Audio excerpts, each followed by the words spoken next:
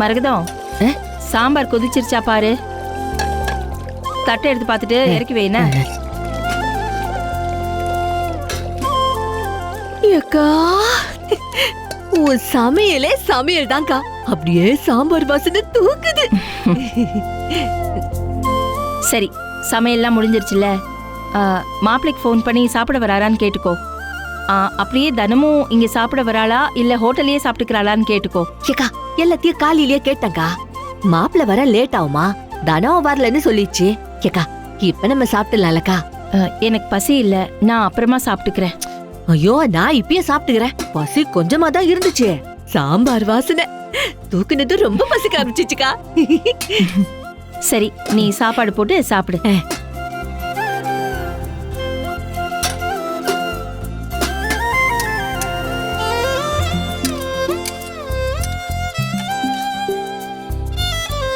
ஓஹா, ஏக்கா நீ கொஞ்சம் சாப்பிட. நீ தானே பசிக்குதுன்னு சொன்ன, நீ சாப்பிடு முதல்ல.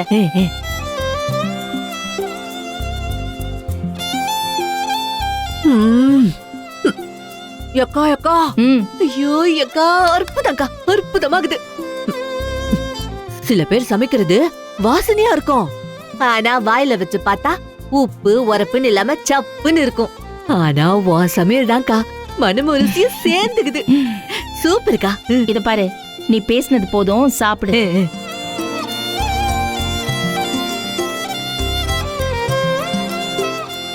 ஏக்கா ஏக்கா, நம்ம சௌந்தர்யா சாலினிக்கும் இந்த வித்தியை அப்படியே கத்து குத்துருக்கா. சௌந்தர்யா கல்யாணமே கட்டிக்கினா, ஆனா அவளுக்கு இன்னும் சமைக்க தெரியாது. சாலினி இன்னும் கொஞ்ச நாள்ல இன்னொரு வீட்டுக்கு போறவ. நாளை பின்ன அங்க போய் சமைக்க தெரியாதுன்னு நின்னா என்ன வளர்த்துக்கிறாங்கன்னு நம்மள தானே கத்திட்டுவாங்க.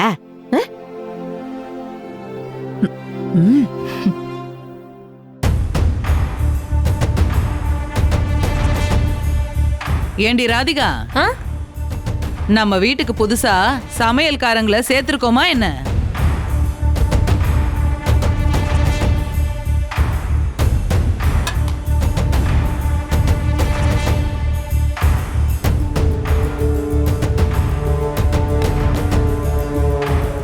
ஓஹோ, இவங்க தானா? நான் கூட அத்தைக்கு உடம்பு சரியில்லையேன்னு தனந்தான் ஆள் சேர்த்திருக்காளோன்னு நினைச்சேன். நீங்க சொல்றது சரிதான் அத்தை. வீடு வேணும்னு சொந்தம் கொண்டாடினா மட்டும் போதுமா? எல்லா வேலையும் இழுத்து போட்டு செஞ்சுதானே ஆகணும். சரி வாங்க நம்ம சாப்பிடுவோம்.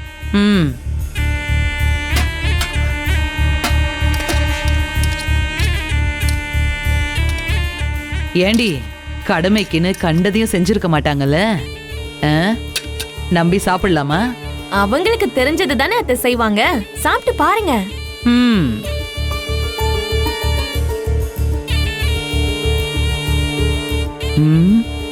நல்லா இருக்கே.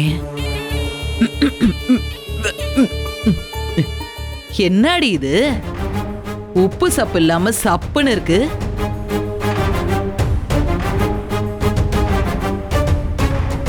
குடும்பத்துக்கே உப்பு போட்டு திங்கிற பழக்கமே இல்ல போல இருக்கு. அதாண்டி சொரணியே இருக்க மாட்டேங்குது.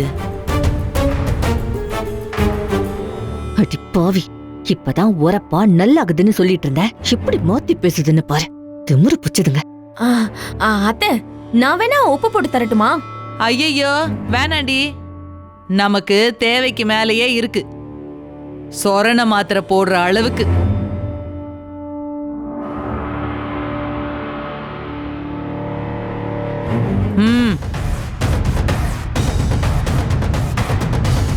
வேக வேகமா எங்க போற?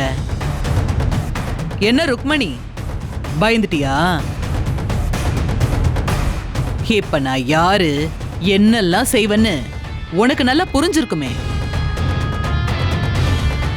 பெத்த தாயவே வீட்டை விட்டு வெளியில போன்னு சொல்ற அளவுக்கு சுயநினைவே இல்லாம சாவி கொடுத்த பொம்மையாட்டம் உங்க தாளத்துக்கு ஆடிக்கிட்டு இருந்த என் மகனே, ஐயோ நான் தப்பு பண்ணிட்டேம்மா, உன்னை பார்த்து அந்த வார்த்தை சொல்லி நான் பாவம் பண்ணிட்டேமான்னு பதறிக்கிட்டு வந்து என் கால்ல விழ வச்சேன் பாத்தியா? தாண்டி வாசுகி, இனிமே என் மகன் என் முகத்துக்கு நேரா பேசுற ஒவ்வொரு வார்த்தையையும் பார்த்து ஆழ்ந்துதான் பேசுவான். இது வெறும் ஆரம்பம்தான். இப்படியே ஒவ்வொரு அடியா அடிச்சு உன்னை ஒண்ணுமில்லாம ஆக்கி நானே துரத்தி விடுறதுக்கு முன்னாடி நீயே போயிட்டனா உனக்கு நல்லது. வயசான காலத்துல தேவையில்லாம கேவலப்பட வேணால. என்ன சொல்ற, சரிதானே?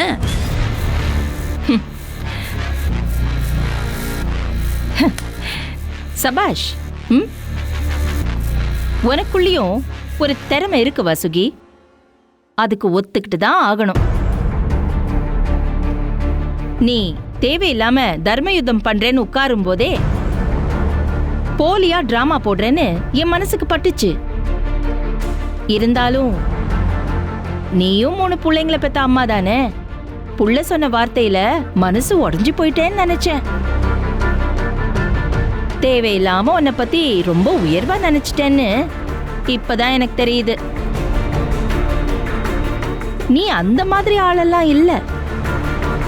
நீ மாறல, மாறவும் மாட்டேன்.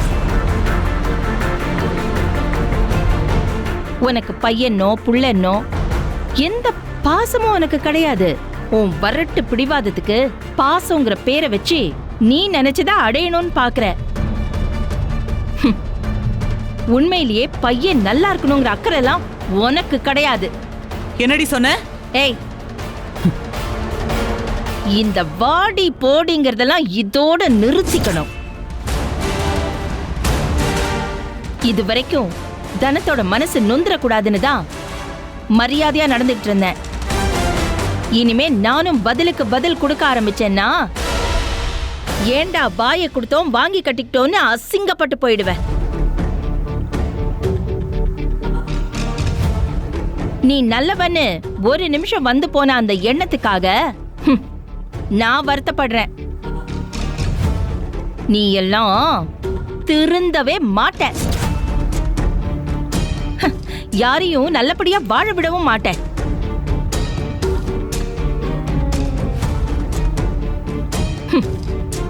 இத பாரு, இந்த மாதிரி சில்லுண்டி பசங்களோட சகவாசம்லாம் வச்சுக்காம வயசுக்கு தகுந்த மாதிரி பக்குவமா நடந்துக்கோமா.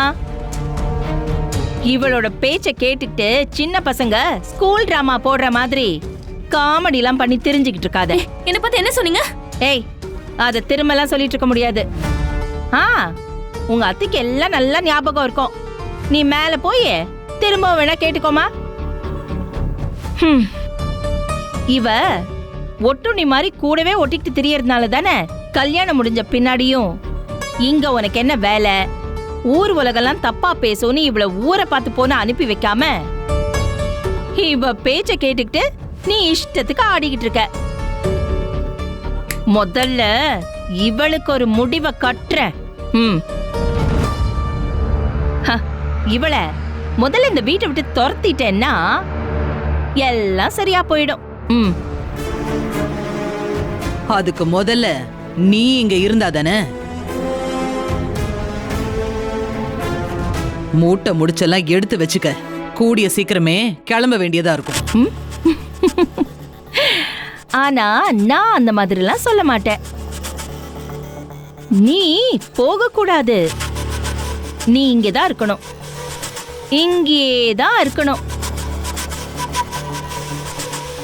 உனக்கு உதவாக்கிற ஐடியாலாம் கொடுத்துட்டு இந்த ஒட்டுண்ணி இருக்குல்ல, இத முதல்ல நான் துரத்துறேன். அதுக்கப்புறமா உன்னை நான் திருத்துறேன். உன்னை திருத்தி உண்மையிலேயே என் தனத்துக்கு மாமியாராக்கி என் மகளையும் மருமகனையும் நான் சந்தோஷமா வாழ வச்சுட்டு போகல போறேன். மரகதம் பாவம் நல்லா சாப்பிடட்டும். நாம பார்த்தா கண்ணு கிண்ணு பட்டுறோம்ல.